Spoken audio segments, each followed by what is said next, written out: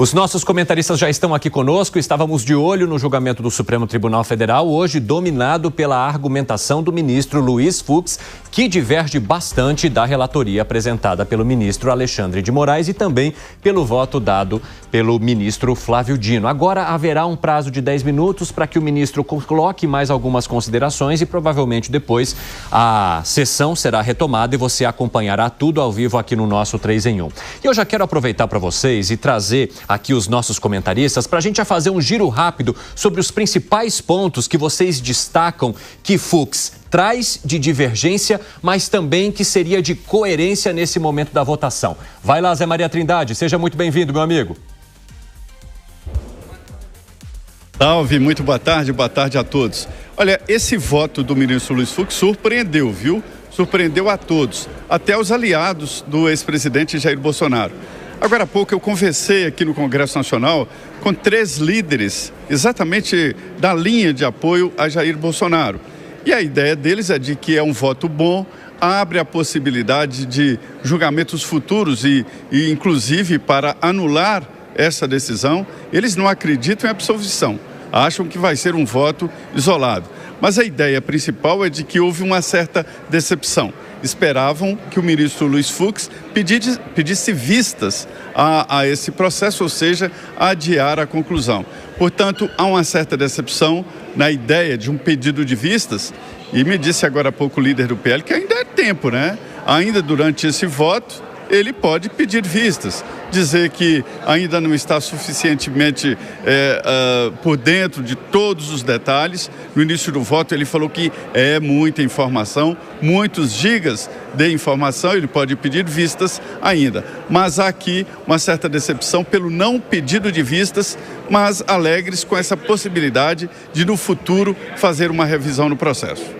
Agora, Alan Gani, há uma questão também muito importante e que é levada em conta pelas defesas dos réus nesse momento, que é uma possibilidade futura de questionar o que está sendo decidido ou o que tudo indica que vai acontecer no Supremo Tribunal Federal pela maioria, a partir de todas essas divergências que foram apresentadas pelo ministro Luiz Fux. Você entende que haveria um caminho para isso a partir, digamos assim, das lacunas que ele trouxe em sua argumentação, bastante extensa, inclusive? Bem-vindo. Boa tarde, Evandro. Há essa lacuna, sim. Inclusive, no voto dele, ele lembrou o caso do presidente Lula, quando começou no foro errado, na competência errada, né? Era para começar lá em Brasília, começou em Curitiba e deu todo aquele problema. Por conta disso, ele traz à tona quais seriam esses problemas, principalmente a questão do foro de prerrogativa de função. Para o ministro Fux, o processo todo deveria ser anulado, Evandro. Por quê? Porque os ministros deveriam ser julgados na Justiça Comum na primeira instância e não no Supremo, já que não tem mais o cargo de ministro ou de presidente da República. Agora, um tema que foi questionado também, Fábio Piperno, e que eu já quero trazer no começo da nossa discussão, é o fato de o ministro ter julgado dezenas de pessoas que participaram dos atos do 8 de janeiro e entender que isso era, sim, responsabilidade do Supremo Tribunal Federal e não de uma instância comum, mesmo essas pessoas não tendo foro privilegiado,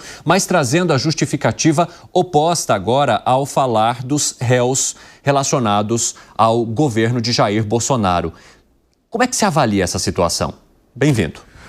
Um grande abraço, Evandro, Alan Gani e a nossa audiência. De fato, muita gente apontou essa contradição, né? Mas, vejam só, o ministro Fux, ele acaba fazendo, nesse longo voto, nesse extenso voto, também uma revisão de outras avaliações que ele mesmo havia externado. Por exemplo, em relação à delação do Mauro Cid. Ele questionou, ele apontou lá atrás incongruências, ele lançou muitas dúvidas se a delação deveria ser aceita e hoje, nas suas considerações, nas suas preliminares, ele admitiu que depois de rever o caso, ele concorda com a validade da delação, porque, na verdade, o delator ele não revisou o que ele disse inicialmente, mas sim complementou, forneceu novos esclarecimentos a cada convocação feita.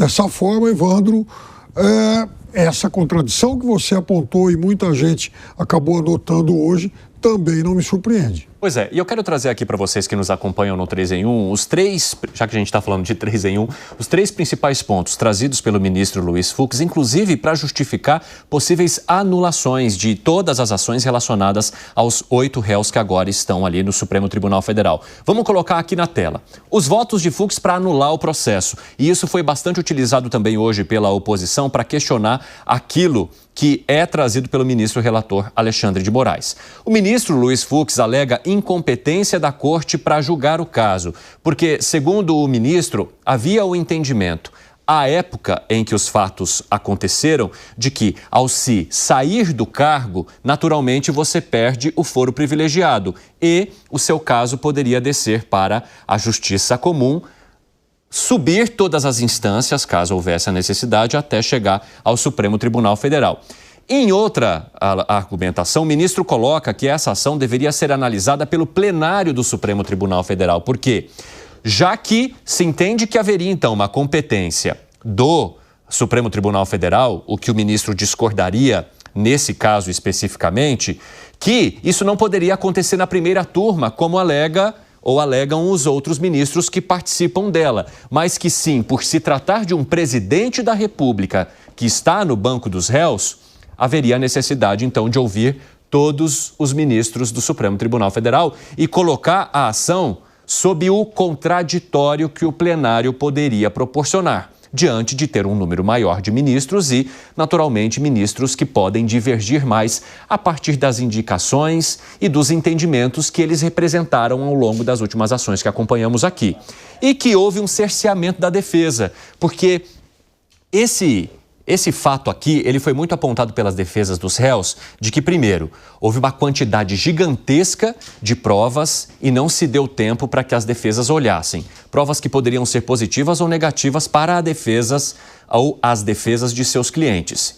A defesa trouxe isso lá, os advogados mencionaram isso ao longo do julgamento. E o ministro Luiz Fux dá essa razão às defesas, dizendo então que, de alguma forma, a balança ficou desequilibrada em relação ao que tinha a Procuradoria-Geral da República, a Polícia Federal, para levar a acusação em comparação com o que as defesas tinham acesso. Como é que você avalia esses 3 pontos, Gani? E para você, qual deles é o mais relevante nessa argumentação? Olha só, Evandro, eu avalio de maneira absolutamente racional, consistente, acho que há fundamento e o mais relevante é a questão do foro privilegiado, o foro por prerrogativa de função. Embora tenha ocorrido, em março deste ano, uma mudança de entendimento por parte do STF de que se a pessoa cometeu o crime enquanto tinha o cargo e mesmo que tenha perdido o cargo, deve continuar no STF, o que o ministro Luiz Fux alega é que, primeiro, essa mudança, ela é nova, né? Então, deve prevalecer a jurisprudência do STF, da própria Corte de 2018. Ou seja, a partir do momento que você perde o cargo, o caso vai para a Justiça Comum, para a primeira instância, como foi no caso do Michel Temer, por exemplo. E aí eu acrescento, a mudança da lei, ela não pode ocorrer para prejudicar o réu. Ela deve ser daqui para frente. Então, no caso, quando vem a mudança da lei, os supostos crimes já tinham ocorrido. Por conta disso, eu acredito, sim, na nulidade, na anulação completa do processo. Faz sentido para você, Fábio Piperno? Não, isso já havia sido pacificado no STF antes. O Alan tem razão em relação a essa mudança de entendimento ocorrida agora, há pouco tempo, em março, né? Em março desse ano, mudança recente. E, obviamente, não abrangeria essa ação se essa ação fosse iniciada lá atrás, de forma independente, de forma isolada. Porém, essa ação, na verdade, ela já havia sido aberta antes e há também conexão, porque há conexão com outros réus, com outras pessoas que têm foram privilegiados. Isso já foi feito lá atrás. É um inquérito já bastante antigo. E isso já foi discutido no STF antes. Então, na verdade, o ministro, mais uma vez, ele expõe essa divergência que ele já havia externado lá atrás. De qualquer forma, já é uma questão resolvida pelo STF, pelo menos em relação a essa ação. Vamos acompanhar um pouco do que disse o ministro Luiz Fux ao justificar a nulidade no entendimento dele. Acompanhe. E as premissas envolvem casos de incompetência absoluta. Mesmo o caso do plenário, incompetência absoluta, indispensável razão pelas duas uma. Ou o processo deve ir para o plenário ou tem de descer para a primeira instância. Assim sendo, senhor presidente, eu também acolho essa preliminar de incompetência absoluta da primeira turma e, na forma do artigo 567 do Código de Processo Penal, eu também declaro a nulidade de todos os atos praticados por este Supremo Tribunal Federal. Agora, 4h25, quem nos acompanha pela rádio, aquele rápido intervalo, já espero vocês. Nas outras plataformas, seguimos. Zé Maria Trindade, o ministro Luiz Fux também conta que foram 7 terabytes de provas trazidas nesse processo e que, obviamente, os advogados diante do rito não tiveram tempo de olhar para tudo e preparar defesas ou até acolher aquilo que poderia servir como uma argumentação positiva para os advogados, para que eles pudessem defender os seus réus ali no Supremo Tribunal Federal. Você concorda com esse argumento do ministro Luiz Fux? Fala, Zé Maria. 100%. Concordo. Veja bem, é uma decisão básica de informação. É o seguinte, muita informação é a não informação. Quer dizer, quando se tem muito, olha só, vários sigilos abertos, quebrados, descrição de conversas telefônicas, são terabytes de informações. E esse material vem em forma de arquivos e ninguém sabe exatamente o que contém cada arquivo. Grandes escritórios que defendem esses réus aí são grandes escritórios. Contrataram especialistas e mesmo assim não conseguiram decifrar esse código, né? Ninguém sabe exatamente o que contém cada um dos milhares e milhares de arquivos, né, soltos na informação. Então essa informação jogada de grande volume não significa não informação.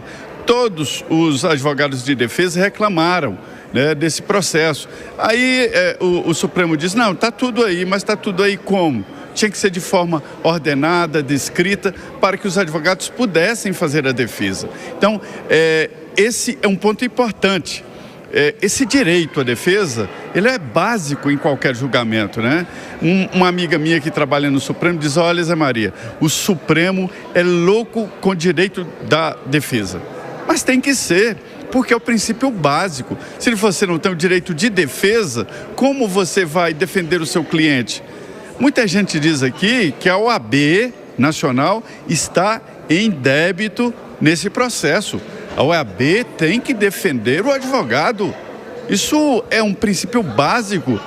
Não é só a OAB para cobrar o dinheiro dos advogados da contribuição. A OAB é para defender as prerrogativas profissionais e as prerrogativas dos advogados. Porque as prerrogativas dos advogados não são só deles, são da sociedade, dos clientes. E este é um caso clássico de muita informação, significando pouca informação.